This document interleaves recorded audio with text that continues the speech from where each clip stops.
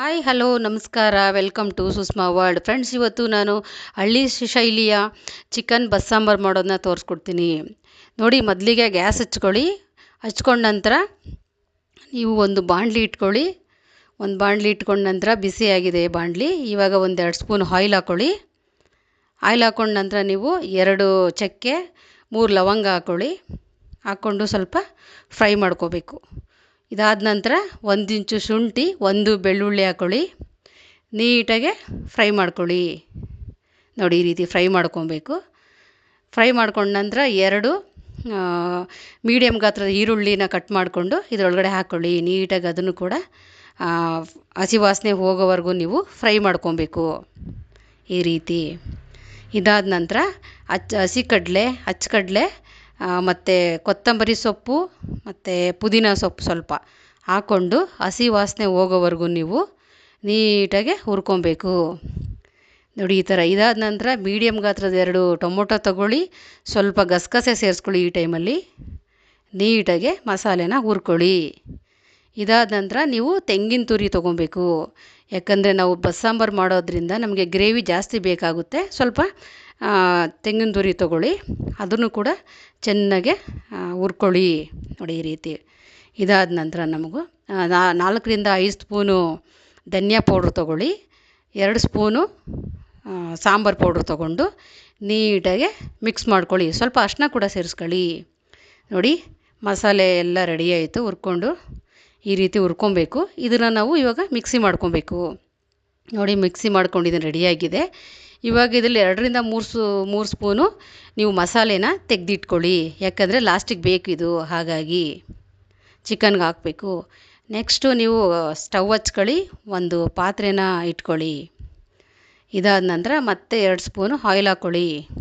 Oil ಹಾಕ್ಕೊಂಡು oil ಕಾಯ್ದ ನಂತರ ಈರುಳ್ಳಿ ಹಾಕ್ಕೊಂಡು ಚೆನ್ನಾಗೆ ಹಸಿ ವಾಸನೆ ಹೋಗೋ ಥರ ಹುರ್ಕೊಳ್ಳಿ. ನೋಡಿ, ಈ ರೀತಿ ಹುರ್ಕೊಂಡ ನಂತರ ನೀವು ಇದಕ್ಕೆ ಚಿಕನ್ ಹಾಕ್ಕೊಂಡು ಚೆನ್ನಾಗೆ ಮಿಕ್ಸ್ ಮಾಡ್ಕೊಳ್ಳಿ. ಮಿಕ್ಸ್ ಮಾಡಿಕೊಂಡು ಇವಾಗ ನೀವು ಅರಿಶಿನ ಸ್ವಲ್ಪ ಸಾಲ್ಟ್ ಸೇರಿಸ್ಕೊಬೇಕು. ಸೇರಿಸ್ಕೊಂಡು ಚೆನ್ನಾಗೆ ಮಿಕ್ಸ್ ಮಾಡ್ಕೊಳ್ಳಿ. ನೋಡಿ, ಮಿಕ್ಸ್ ಮಾಡಿಕೊಂಡು ನೀವು 5 ಮಿನಿಟ್ಸ್ ಬಿಡಬೇಕು, ಮುಚ್ಚಿಡಬೇಕು. 5 ನೋಡಿ, ಈ ರೀತಿ ನೀಟಾಗೆ ಮಿಕ್ಸ್ ಕೊಡಬೇಕು. ಅರಿಶಿನ ಉಪ್ಪು ಮತ್ತು ಈರುಳ್ಳಿ ಚಿಕನೆಲ್ಲ ಇದಾಗಬೇಕು ಚೆನ್ನಾಗೆ. ನೋಡಿ, ಈಗ ಬೆಂದಿದೆ. ಇವಾಗ ಚಿಕನ್ನಲ್ಲಿರೋ ನೀರೆಲ್ಲ ಬಿಟ್ಕೊಂಡಿದೆ ನೋಡಿ ಫ್ರೆಂಡ್ಸ್, ಈ ಥರ. ಇವಾಗ ನಾವು ರುಬ್ಬಿಟ್ಕೊಂಡಿರೋ ಮಸಾಲೆನ ಹಾಕ್ಕೊಬೇಕು. ಸ್ವಲ್ಪ ನೀರು ಸೇರಿಸಿ ನಮ್ಗೆ ಎಷ್ಟು ಬೇಕು ನೋಡಿ ಅದಕ್ಕೆ. ಯಾಕಂದರೆ ಚಿಕನ್ ಬೇರೆ ಇನ್ನೂ ಸ್ವಲ್ಪ ಬೇಯಬೇಕಲ್ವಾ, ಹಾಗಾಗಿ ಸ್ವಲ್ಪ ನೀರು ಹಾಕ್ಕೊಂಡು ನೀವು ಅದು ಮಾಡಿಕೊಂಡು ಇವಾಗ ನಿಮಗೆ ಎಷ್ಟು ಈಗ ಈ ಟೈಮಲ್ಲಿ ನಿಮಗೆ ಸಾಲ್ಟ್ ಏನಾದರೂ ಹಾಕ್ಕೋಬೇಕು ಅಂದರೆ ಚೆಕ್ ಮಾಡಿ. ಇವಾಗ ಹಾಕ್ಕೊಳ್ಳಿ. ಕುದೀತಾ ಇದೆ ನೋಡಿ. ನೋಡಿ, ಈ ರೀತಿ ಎಷ್ಟು ನಾನು ಇದಕ್ಕೆ ಮಾಡ್ಕೊಂಡಿದ್ದೀನಿ. ಇವಾಗ ಇದನ್ನು ಈ ಕುದಿಯೋಕ್ಕೆ ಬಿಟ್ಟಿದ್ದೀನಿ ನೋಡಿ. ಇವಾಗ ಸಾಲ್ಟು ಕೂಡ ಸೇರಿಸ್ಕೊಂಡಾಯಿತು. ಇವಾಗ ಬೆಂದಿದೆ. ನಾವು ಇದನ್ನು ಸಪ್ರೇಟು ಒಂದು ಪಾತ್ರೆಗೆ ಹಾಕ್ಕೊಬೇಕು, ಬಸ್ಕೊಬೇಕು. ಚಿಕನ್ನೆಲ್ಲ ಸಪ್ರೇಟ್ ಮಾಡ್ಕೊತಾ ಇದ್ದೀನಿ ನೋಡಿ. ಸಪ್ರೇಟ್ ಮಾಡ್ಕೊಂಡು ಆ ತಿಳಿ ಸಾಂಬಾರಿಗೆ ನೀವು ನೀರೇನಾದರೂ ಬೇಕಿದ್ರೆ ಇವಾಗ ನಿಮಗೆ ಎಷ್ಟು ಬೇಕು ಅಷ್ಟು ಸೇರಿಸ್ಕೊಂಡು ಸಪ್ರೇಟು ಕುದಿಯೋಕ್ಕೆ ಬಿಡಬೇಕು. ಇವಾಗ ನೋಡಿ, ಈ ಥರ ಬಸ್ಕೊಂಡು ಇಟ್ಕೊಂಡಿದ್ದೀನಿ. ಸಾಂಬಾರನ್ನ ಸಪ್ರೇಟು ನಾನು ಸ್ವಲ್ಪ ನೀರು ಸೇರಿಸ್ಕೊಂಡು ಕುದಿಯೋಕ್ಕೆ ಬಿಡ್ತೀನಿ. ಇವಾಗ ಇನ್ನೊಂದು ಕಡೆ ಒಲೆ ಹಚ್ಕೊತೀನಿ ನೋಡಿ. ಕುದೀತಾ ಇದೆ. ಪ್ಲೇಟ್ ಮುಚ್ಚಿ ಬಿಟ್ಬಿಡಿ. ಇನ್ನೊಂದು ಕಡೆ ಒಲೆ ಹಚ್ಕೊಂಡು ಬಾಣಲಿ ಇಟ್ಕೊಳ್ಳಿ. ಬಾಣಲಿಗೆ ಸ್ವಲ್ಪ ಆಯಿಲ್ ಹಾಕ್ಕೊಳ್ಳಿ. ಬಾಣಲಿ ಕಾದ ನಂತರ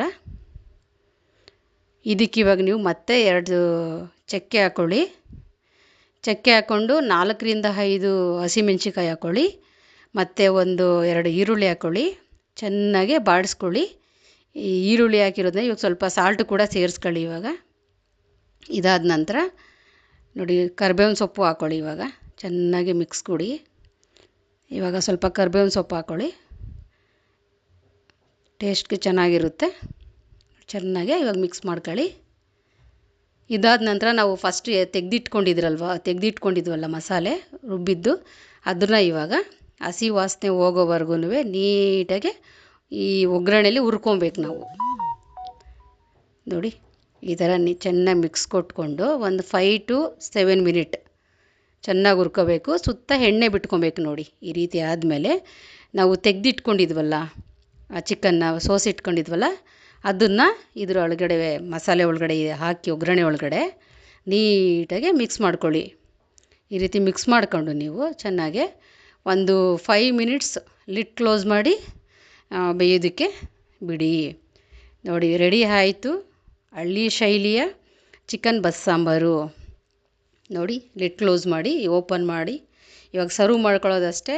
ರೆಡಿ ಟು ಈಟ್ ಹಳ್ಳಿ ಶೈಲಿಯ ಚಿಕನ್ ಬಸ್ಸಾಂಬಾರು with mudde rice. Thank you friends.